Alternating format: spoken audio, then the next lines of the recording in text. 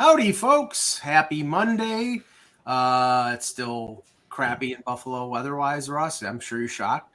But nice here. It's like 63 here, sunny. Yeah, it's weird. It's like it's not tornado season, but we're getting tornadoes in the south and like around the Mississippi and Arkansas. It's just absolutely nuts, unbelievable. But anyway, let's start with the pre-show. Go ahead, Russ. So I did watch the second night of WrestleMania yesterday because of Cody Rhodes. I'm a fan. I was a fan of Dusty Rhodes, his dad, and I've interviewed his dad. I interviewed Cody a couple of years ago. Good guy. And he never really got a good fair shake in the WWE, but he came over this year and last year actually, and he got hurt. So he couldn't wrestle in WrestleMania. So this year they made a big build-up. He's going to get to WrestleMania. He's going to end up going for the title. So he did all that. And they put him in position to win for the title, and he didn't win. And this is typical Vince McMahon baloney, where because Cody was in like a rival league, AEW, and he kind of started that and was a champ there for a couple of years, it's like you can't walk into the WWE and prove yourself and become the champ till I say so, right? And so it's like I was really kind of annoyed at that.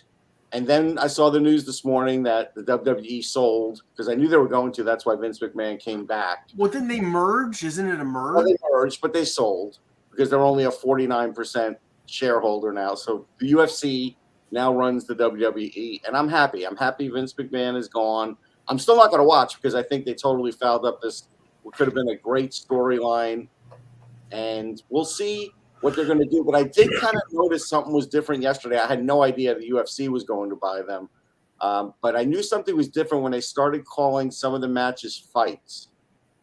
And I was like, okay. So this is what I'm going to warn the UFC about, because I've covered some UFC events, which are real fights. And I've covered wrestling, and I've watched wrestling in a long time, which is just entertainment.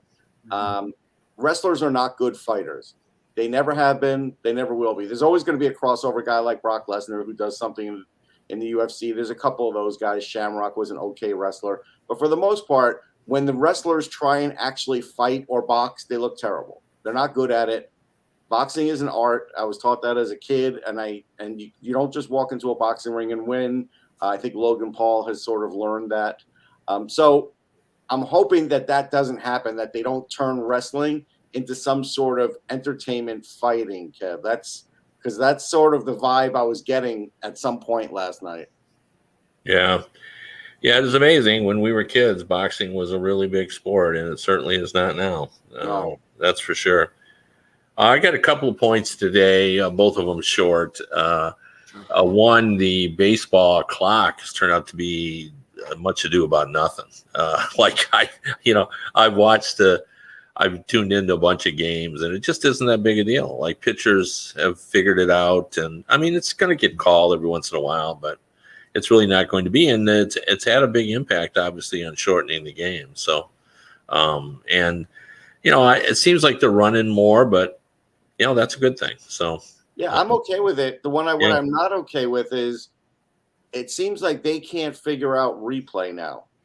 Like, I could show you a video of Pete Alonso where he's safe by at least a complete foot, and the play was challenged, and they didn't overturn it. Yeah. And it's so obvious. And I'm thinking, if there's a sport that you could get right every time with replay, it's baseball, because it's not as fast moving as the others. But I'm telling you, there's a general, and this has nothing to do with the pitch clock, but this is bad, Kev, because we're going to go see a robot umpire this summer. I know it's on our checklist. Yeah. But people are now pushing for the robot umpires because a lot of the umpires that are currently in baseball are really doing a bad job. And I don't think I want to usher in the robot umpires, but if these guys are doing a bad job, I'm kind of torn about it. Yeah. It's weird, but like I always say, that hockey is an impossible game to officiate, and it really is. Like, it's so subjective.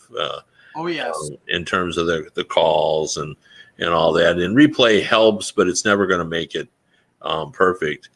But baseball, I'm a little more accepting of the pitch zone being different for every umpire. I think that's kind of part of the tradition. It's you wish it was consistent, but it's never going to be, just because it's the human error and you're crouching down and, balls are breaking. And, I've talked before, I'm not going to get into it again, about how when it's robotics, it's going to change. Right. Because they're going to call the start of the plate instead of where it's caught.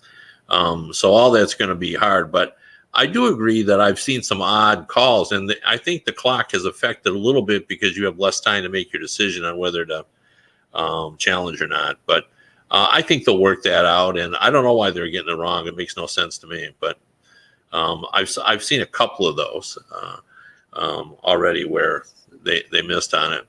And the second thing I'm going to talk about is I don't believe in jinxes. I don't use that in my sports writing at all. I don't talk about a jinx or any of that kind of stuff. But I feel like I'm jinxed when it comes to fantasy baseball, because for the last 4 or 5 years, I've had incredible luck at the start of the season, with important players, and I've got multiple fantasy teams, but I'll just give you 2 examples. And one of my teams, where I'm trying to rebuild after it's a keeper league, and Russ and Mike are both in that league. My leading home run hitter was Russ hates him, the Philadelphia. Oh yeah, Reese Hoskins, and of course he's gone for the year. And my number one pitcher is Tarek Skubal, who, was out, but he wasn't supposed to be out. He was supposed to be out a couple of months. Now he's out for the whole season. So that's how he started out. And then, of course, in another league, my ace is Verlander. And even though they say 2 weeks, like, I'm alarmed. Longer. I'm alarmed by that. It feels a lot long when you're older. And what they said is they're just going to check it after 2 weeks. I know. When was the last time a pitcher was checked after 2 weeks? And they said, "Oh yeah, you're good to go."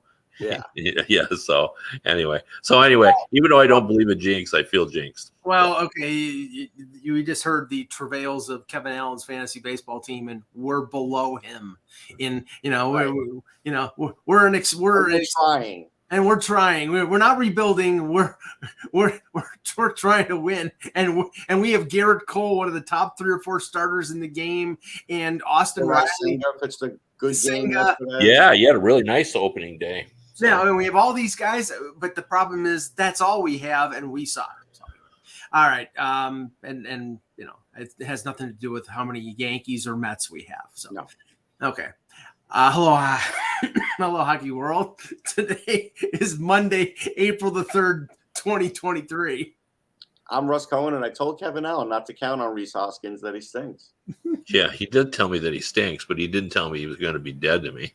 I'm the fantasy jinx, Kevin Allen. And I'm Mike Lagello, and I don't smoke 3 packs a day. And this is the Hockey Buzzcast here on HockeyBuzz.com. All right. I want to start with something that you just sort of touched on in a different sport, in hockey, in terms of the subjectiveness of officiating. And Kev, I'm sure you watched the game last night between Detroit and Toronto. And there were a couple instances, one unfortunate, and I know, Russ and I have had this little thing with Matt Murray going back and forth, but what happened last night was that's tough. It was accidental. It wasn't on purpose, but he's had a history of concussion and neck issues, and Lucas Raymond, slipped and slid into the back of him, and, he and Murray fell back and hit his head on the ice, and they took him off the ice concussion protocol, and now, we don't know if he's okay. The Leafs have a day off today, so we won't know what is going on. But if he was okay, he would have been back in the game. But the Michael Bunting situation in that game, and I'm looking at it from somebody who covers the Leafs. I mean, I'm a longtime hockey fan who like the sort of rats, the guy who are, they poke and they prod and they annoy the other team and they get the other team to take stupid penalties on them. Bunting has that in his game, Kev, but he also is a type of guy who puts himself in dangerous positions to get the other team to respond. And yesterday He hits Jake Wallman along the boards, clean check. The referee didn't call penalty. He goes to the front of the net. Wallman cross-checks him to the ice, then cross-checks him again, and the referee calls a cross-checking penalty on Wallman and then a diving call on Bunting. Embellishment call. Then just at the end of the second period, there's a scrum going on, and Bunting being Bunting, the frustrator, he's going at it with Moritz Seider, and Seider's stick is on the ice, and every time Seider tries to reach for the stick, he pushes the stick away. And the referees give him a 10-minute misconduct. And after the game, Sheldon Keefe basically said, I'm going to let Kyle deal with this because if I say something about the referees, I'm going to get fined. But we've seen Brendan Gallagher, we've seen other players like this. I mean, I maybe it's my perspective. I haven't seen them sort of get the non-call and get sort of the opposite called against them as much as Bunting has in the recent past. It seemed like Bunting was paying a price for past indiscretions, and I also noted that he got benched. That obviously his coach didn't particularly care for. In the third period, he didn't play much. He got the misconduct. He was 10 minutes. No. After that, he didn't play. On the broadcast, they even mentioned that. Okay. That he was glued. So obviously, I thought he got the penalty for being an idiot. Like I thought the ref said, you're just being stupid out here. Right. I thought that's why he sort of gave him the penalty. But the embellishment call, like I thought he was exaggerating a little bit, but it's hard to know, because that was clearly a penalty that Wallman had. So the penalty was real for sure. So it was hard to tell. But when he said that, awfully fast though for a guy with good size and good balance. Yeah, I thought when I heard it, I thought it made sense, but we don't know. But that was an interesting play from the Red Wings perspective, because I don't know whether you noticed, but that was 4 first-round picks on the ice. Yes. For the Red Wings. Casper, Seider, right. Edmondson. Edmondson, yeah. And what Red Wing fans took note of is they all had pushback, and when it was all over, Seider and Edmondson were still out there trying to get the 6'6" and 6'4" were out there trying to get the last word in. And the psychology of that and the symbolism of that was very important to the Detroit fan base, because the captain, Dylan Larkin, has mentioned multiple times, which always to me seemed like a message to the general manager, is we don't have enough pushback. We don't. We got to be edgier. We got to be harder to play against. And those 4 guys, Lucas Raymond, who's really not that kind of player, he really wanted to get engaged. My question about Bunting, though, like, why did he pick that moment to be a clown? Like, if he was going to kick the stick once, fine. But why keep doing it? Like, I don't understand what was in his head that said, let me keep this bit going. Well, Russ, because in the scrum, he got punched and face washed by Seider multiple times, and that was he can't match up with a 6'5" guy. But that's not he's going to lose because he's going to lose. So the only thing you can do is draw him into something, which he was trying to do, but it went a little too far. That's all. Yeah, like I said, I thought it was 2 minutes for being an idiot. I don't blame Keefe for benching him, because at some point, like, Bunting's just got to keep his head on straight, because this game doesn't mean anything. Well, that's the thing. I think the reason Keefe, and I didn't know, I'll have to check the shift chart to see how much he played after the misconduct, because obviously he was out the first 10 minutes of the third period, and they needed him on the ice because, obviously they were playing shorthanded because they were load managing and not playing Marner and a couple other players. But he the previous game against Ottawa, he was one of the more effective players on the ice. And the only thing I can think is that Keefe is trying to negatively reinforce the fact that if Bunting takes one of those penalties in a playoff series against Tampa Bay, and Tampa Bay scores a power play goal, then they're screwed. So I don't even think there's any other reason for him to do it other than that. Like, I thought that's why he benched him. Like, we can't afford for you to take penalties like this. We're trying to win the cup. I don't know what you're trying to do. Right. So I think he wants to win the cup. I just think he wants his job. His job is just to be an irritant, and he's a very good player and a very good complementary player to a guy like Matthews or a guy like Tavares. But that his main thing is getting under the skin of other teams. yeah, but he's doing it, as Russ just pointed out, in a totally meaningless game. Right. Right. Like the Red Wings are playing for nothing. Right. So right. And I'll tell you this, Kev, on the Detroit side, I have never seen a player take so much glee out of scoring goals or sticking it to another team than Dylan Larkin has against the Maple Leafs. He loves beating the Maple Leafs. Almost every game that he's ever played against Toronto, he's got a burr under his saddle. Now maybe he plays that way all the time, but I just know when they play Toronto, he's always like at volume 11. Yeah, I mean it's his, it's obviously his family, and his dad is from Toronto, and he's all of his family are there. His grandparents were there. Okay. His wife is from fiance is from North Bay. Like I think he had 50 people there. Or something like that. So that explains it. Yeah. He's Toronto roots. Even though he was born and raised, his dad and lots of Canadian relatives. And like he was pictured a lot on Detroit television, his dad, and he's sitting with just a herd of people in Toronto jerseys. Yeah. And the Toronto jerseys were hugging him, and because everybody knows him, and but he has. He's Toronto, like, I don't know, I wouldn't call it his second favorite team, but he's, certainly it's his dad's second favorite team. Let's put it that way. So yeah. Now the other thing, and just to go back to what we were talking about before, so Murray leaves the game. Samsonov comes in. Samsonov had shut out Ottawa the previous night. And there were a couple instances where Samsonov didn't exactly look comfortable making a save. It looked like he tweaked something. And after the game, he said, well, I wasn't expecting to play. So I did like a full workout and this and that off the ice. And, then he has pressed into service coming in cold. They have the third game in 4 nights on Tuesday, Russ. And I would be shocked if Joseph Wall isn't called up and plays that game because they can't play Samsonov.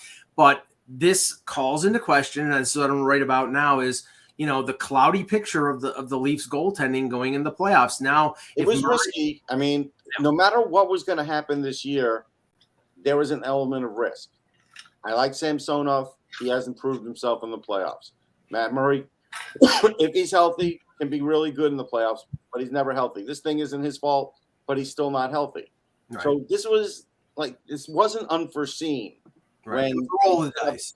Yeah, it was a roll of the dice for Dubas when he set it up. So it's like I can't pretend to be shocked if that's what happens when the playoffs start, or even if that's their undoing. I mean, I can't pretend to be shocked. I can't. Yeah.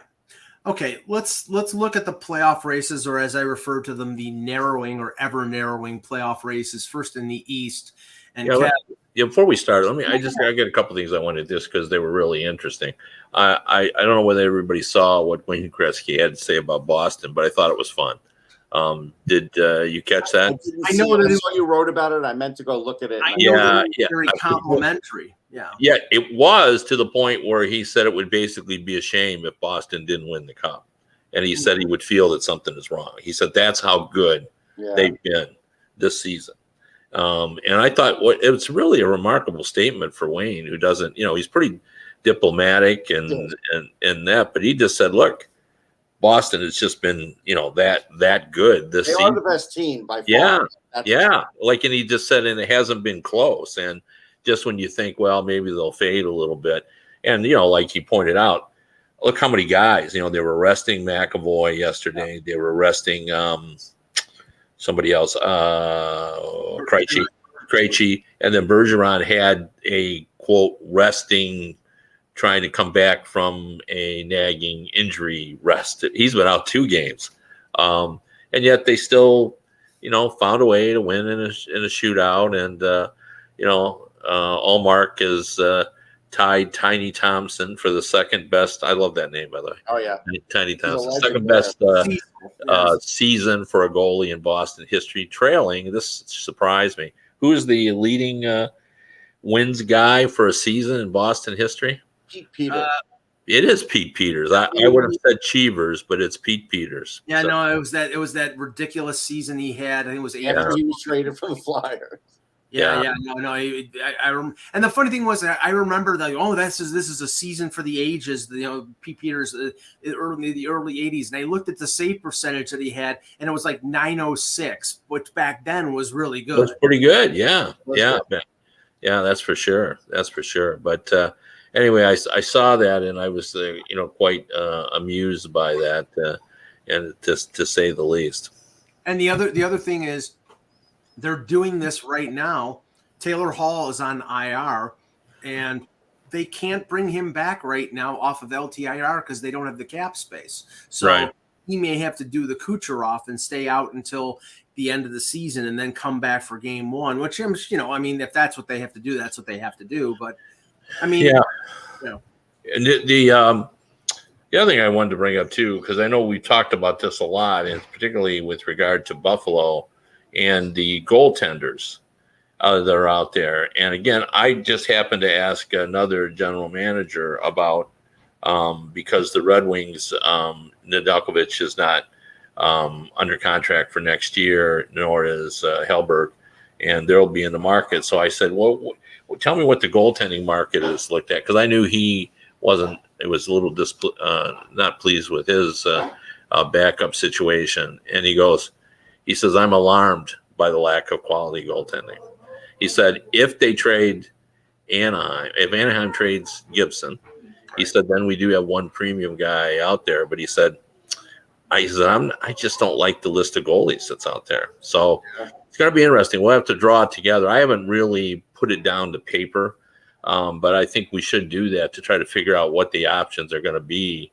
And he just said that he sees only like a handful of goalies that he would even consider. And he said some of those teams are going to re-sign those guys. So, well, I was looking at this for something else a couple days ago, and I know that based on age and ability, that Jari was probably the top unrestricted free agent goaltender, and we know the question marks about Jari because Varlamov would be the top one over Jari. Yeah, but he's 30, but he's 35 years old. I know, but in this era, you get Varlamov for 2 years.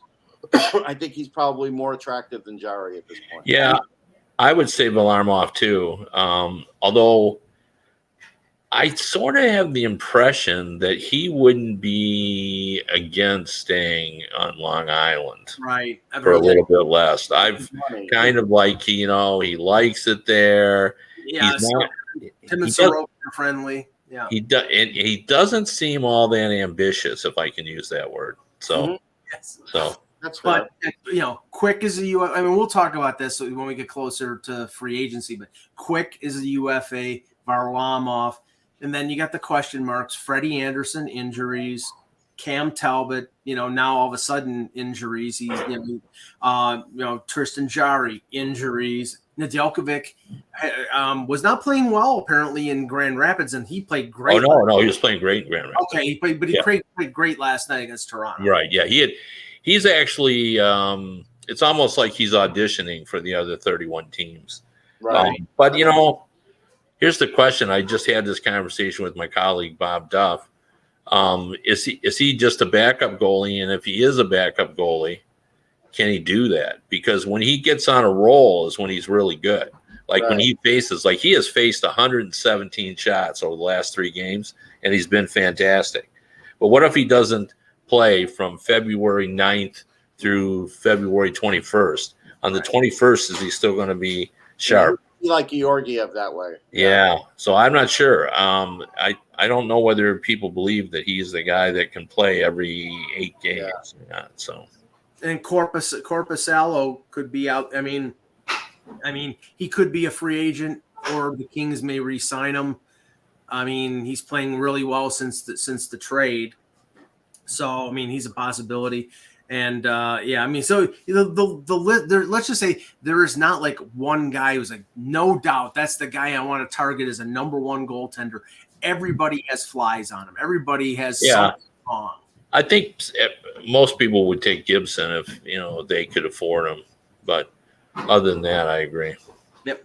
Okay. One guy I want to mention. So the other day, Danil Grushkin got called up by the San Jose Sharks. Got a goal in his first game. People should watch that goal. This kid's got a hell of a shot. He's an interesting story because going into his draft year, I remember interviewing him, and he really wasn't sure after the USHL where he would go. He was thinking about, maybe going straight to the AHL. He was thinking about KHL. He didn't really know. And what he ended up doing was going back to the USHL for another year, had 32 goals there, which is hard to do in that league. And he gets 41 goals in Niagara. He plays this year, his first year for the Barracuda, gets 16 goals in 61 games, gets a goal in his first NHL game. He's only 21, and they got him in the third round. And again, probably because he didn't have a path set, more teams weren't higher on him. But I had him ranked pretty high because of this shot and because he could back check a little bit. So he's a guy worth watching because everybody says, like, what's San Jose going to do? And it's like, well, if a few of these guys come through, if Eklund comes through and he comes through and, all of a sudden they could get better a little quicker than people think. So it's one of those guys that sometimes, he gets taken in the third round, but it really wasn't because of ability. Okay. Let's take a look first at the East. And this was not the weekend that the New York Islanders wanted to have because they lost twice. Two tough games. I think it was Tampa and Carolina. They lost Carolina 2-1 yesterday. So they go over to Pittsburgh splits. They beat Philadelphia. They lose to Boston. Florida only had one game on the weekend. They won. And Buffalo won twice. So now it's 87 Islanders with 78 games played.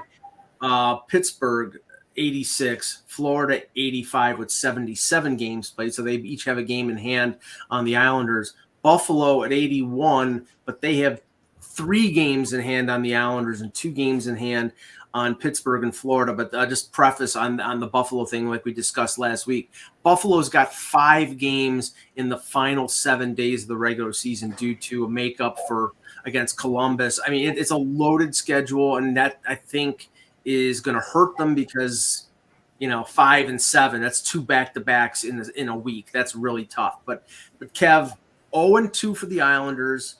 If they split, they're probably a lot safer. Now Pittsburgh's a point behind them, Florida's 2 points behind them, and Florida mathematically they're in a good position right now.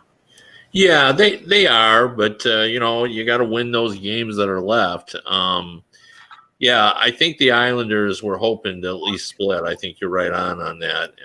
And they played well. They did not play well in the first game, but they played well, but still lost 2-1 to Carolina.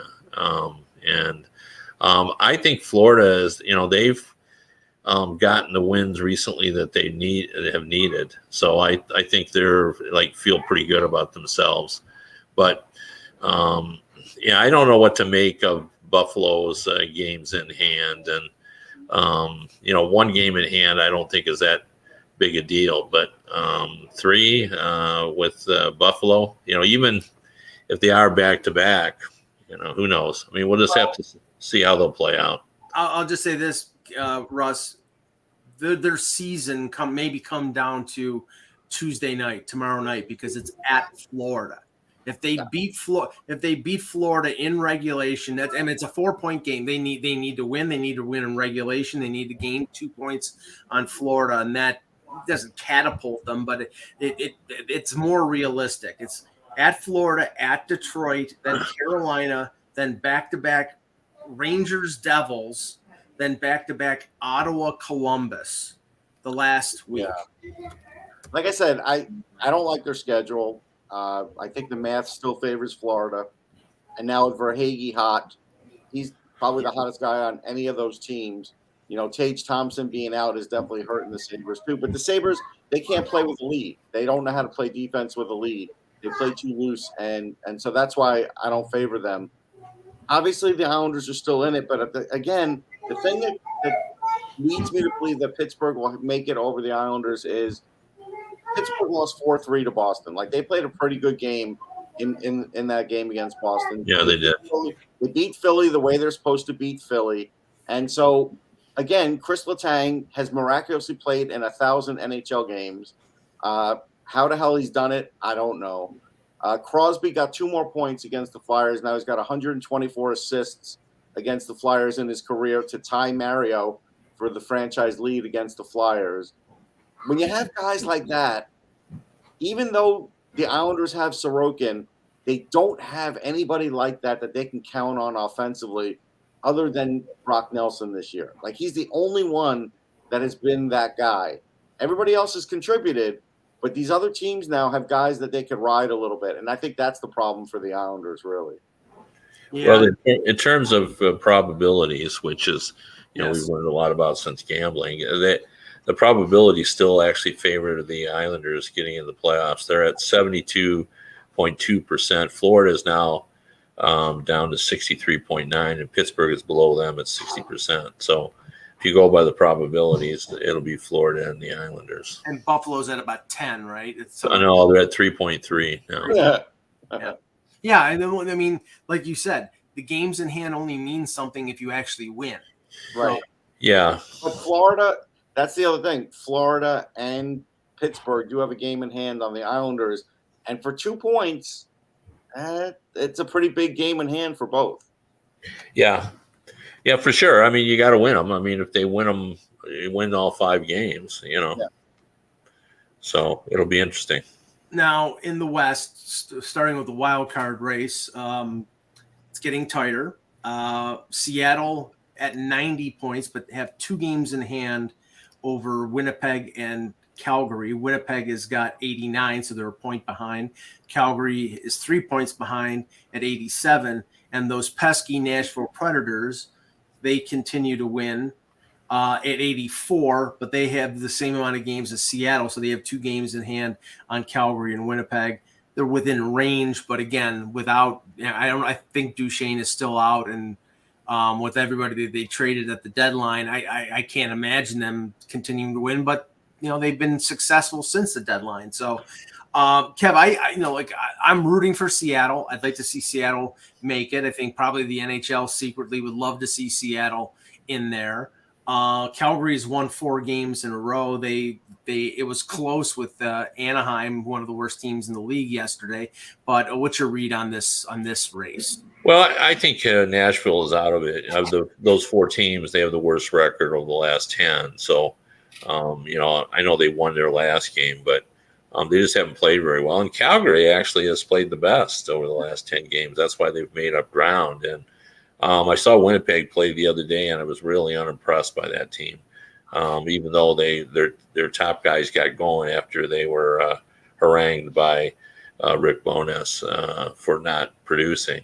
But Seattle's kind of stumbled. Like they looked much more efficient early on than they do now.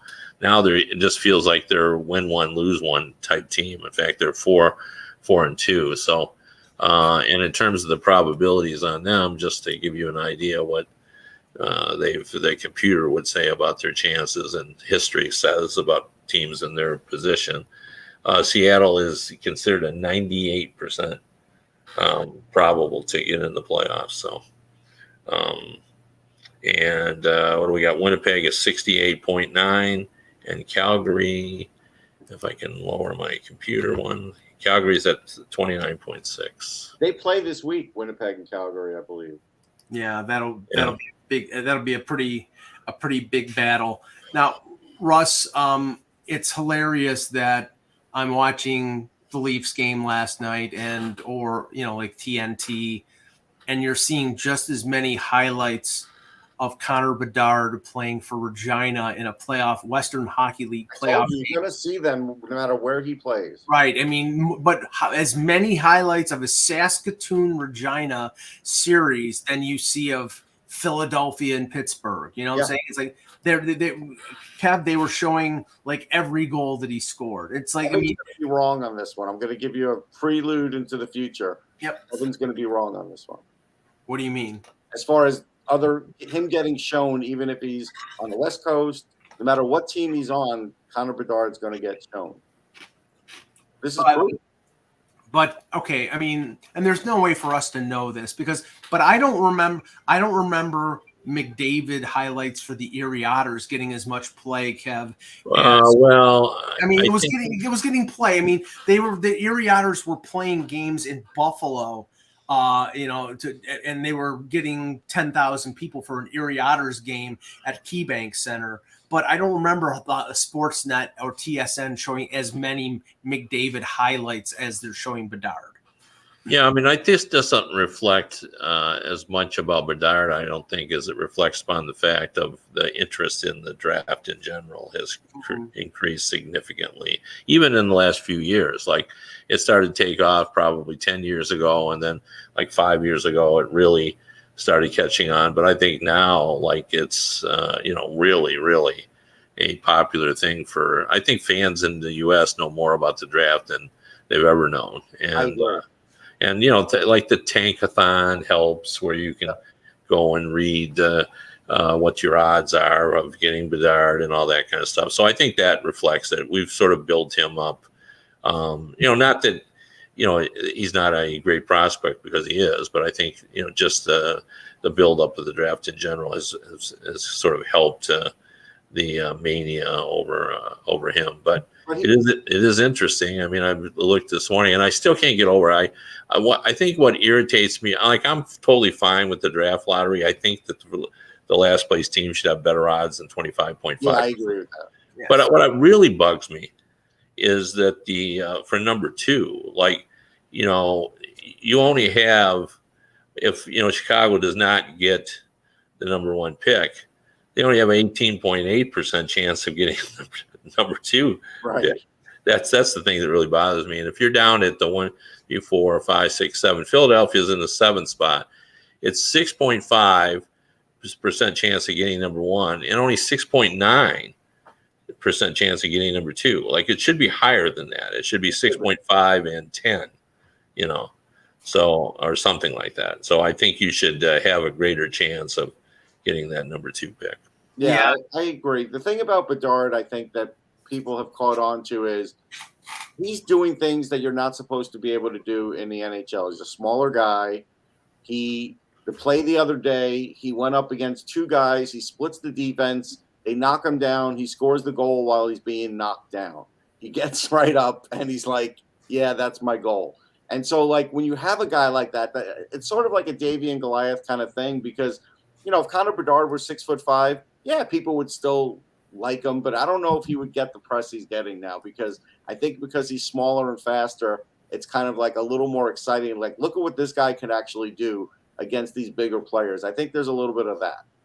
And this is the thing, and I'm hearkening back to my days that when I was fully an advocate of the Maple Leafs tanking, and this was before I was a reporter, and it irked me to no end. Like in the last game of the season, Boyd Devereaux scoring a hat trick against the Ottawa Senators to keep the Leafs out of a top 5 spot. And then, they would have had a chance at the lottery at that point. It was top 5, had the best chance, or had the chance to get the first pick.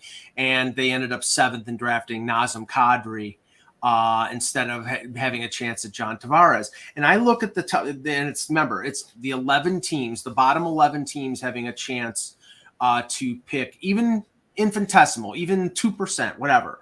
If I'm the Detroit Red Wings and I have 77 points, and I'm tied with St. Louis and Washington, and I have got 6 games left. I know it's not realistic, Kev. But if I'm a Detroit fan, I want them to go 0-6. I want them to lose every game. Last night against Toronto was counterproductive to what I want the team to do. Yeah, but and there are fans that feel that way. We certainly see them at our website that they don't get it. On the other hand, as I brought up before, there was a lot of discussion on Twitter about the importance symbolically of having those 4 first-round draft picks. Playing, being out there. I mean, suddenly the feeling was maybe the future isn't so far off, right? And the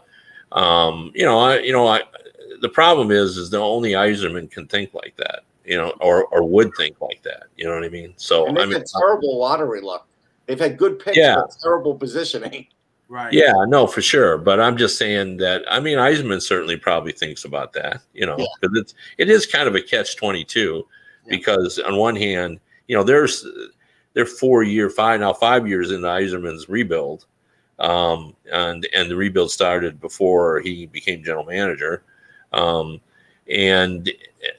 so he's got to start making some progress in terms of competing for a playoff spot. Well, if they got the guard, Kev, I think he would have to say the rebuild's over. Like, I don't think he'd be able to go ahead and continue on with the rebuild. I think he'd have to be like, But the reason I'm saying what I'm saying right now is specifically this, and you can I can't find the percentage breakdown, but right now Detroit's at 11 with 77 points. St. Louis is 77, Washington 77, and Vancouver 75. So if they don't play well the last 6 games and they finish ahead of Vancouver, Washington, and St. Louis, that probably increases their chances from like 2% to like 6%.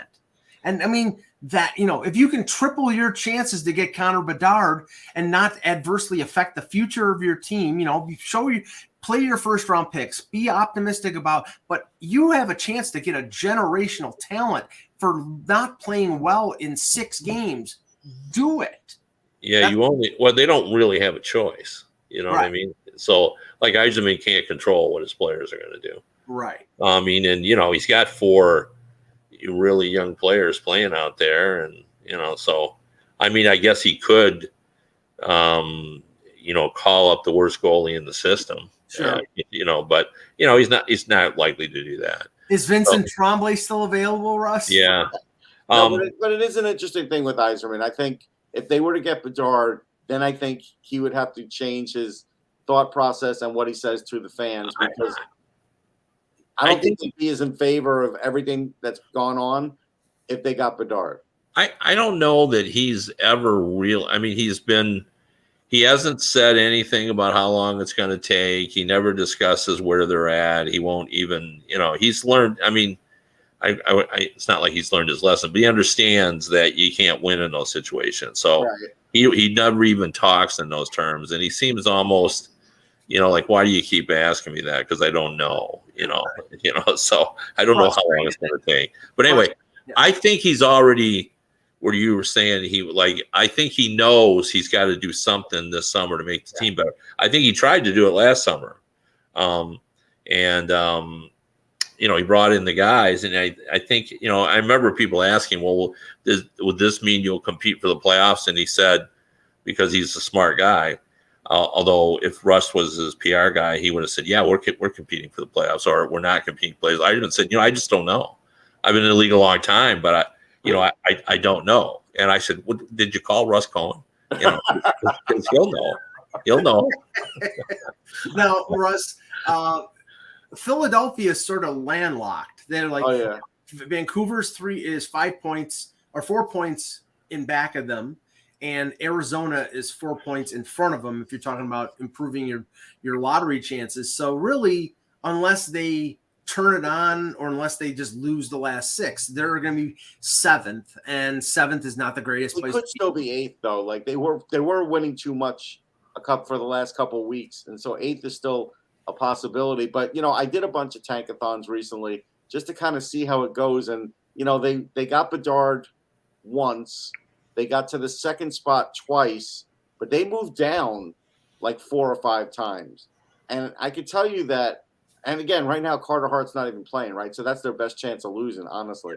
But all I can tell you is, if at the end of the season, no matter what fans think of what direction the team is going in, if they're in the draft and they move down from 7, it's going to be a bad look, and it's not going to be received well in this city because for the way they knew what their team was going to be at the deadline, be in worse drafting position, that's going to be hard to overcome for a little while. That's going to be a challenge for Danny Briere. So it will be interesting to see. And I'm not telling you they're getting a bad player because this is a really good draft.